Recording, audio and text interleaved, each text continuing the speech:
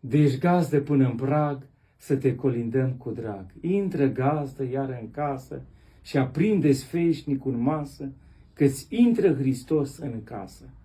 Cu un mănunchi de nintă creață, să-i dea gazdii viață. Așadar, toți colindătorii îl aduc pe Mântuitorul Iisus Hristos. Și sub acoperișul casei văzute, și în inima gazdelor, în casa inimii gazdelor. Toți colindătorii sunt purtători de Hristos.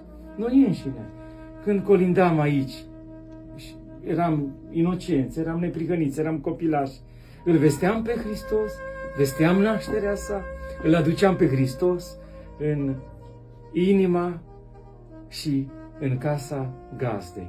Și e minunat ceea ce spuneam în colindă. Intră gazdă iară în casă, că-ți intră Hristos în casă. El îți intră prin noi.